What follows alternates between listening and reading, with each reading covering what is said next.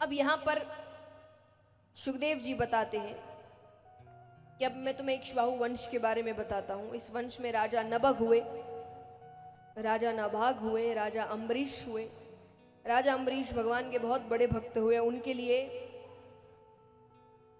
जब दुर्वासा ऋषि के साथ उनकी थोड़ी अनबन हो जाती है और दुर्वासा ऋषि बिना उनकी गलती पर उनको मारने के लिए अपनी जटा में से एक राक्षसी उत्पन्न करते हैं, तो अम्बरीश राजा वहीं खड़े खड़े भगवान का ध्यान करते हैं और भगवान का सुदर्शन चक्र उनके लिए आता है।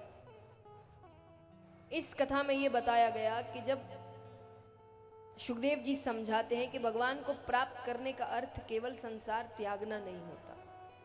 अम्बरीश राजा एक राजा है, राजा से ज्यादा ऐश्वर्य किसी के पास नहीं होता, उनसे ज्यादा धन किसी के पास नहीं होता, लेकिन अगर एक राजा की पदवी पर बैठकर भी कोई ऐसी भक्ति कर सकता है कि भगवान का चक्र घूमता हुआ आ रहा है उनके लिए,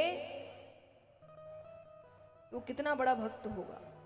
और यानी हर व्यक्ति गृहस्थ में रहकर भगवान को ऐसे प्राप्त कर सकता है। इसी वंश में राजा रघु हुए।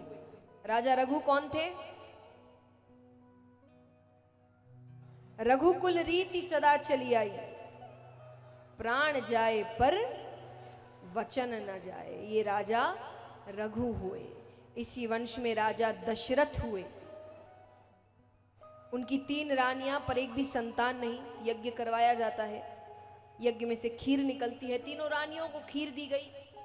कैकेयी माता ने अपनी खीर खिड़की पर रख दी, ये सोचकर कि बाद में खा लूंगी। हर चीज की लीला है।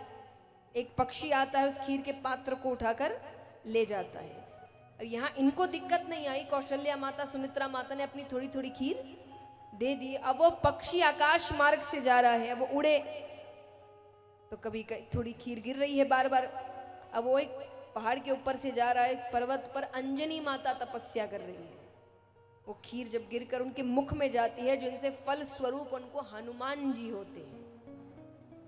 इसीलिए श्री राम और हनुमान जी के जन्म के बीच केवल 6 दिन का अंतर है, सिर्फ 6 दिन का, क्योंकि दोनों एक ही समय के समय दोनों को यहाँ पर माताओं ने खीर ग्रहण की थी, वहां अंजनी माता ने खीर ग्रहण की। तो अब यहाँ तीनों माताएं गर्भवती होती है। समय बीतता है, पहला महीना गुजरता है, दूसरा महीना गुजरता है, तीसरा महीना गुजरता है। जैसे जैसे समय पास आ रहा है, महादेव जी अयोध्या आ रहे हैं, उनके प्रभु आने वाले हैं भाई। और चैत्र महीने के शुक्ल पक्ष की नवमी को अभिजीत नक्षत्र में अयोध्या में दशरथ राजा के यहाँ पर मर्यादा पुरुषोत्तम श्री रामचंद्र भगवान जन्म लेते हैं।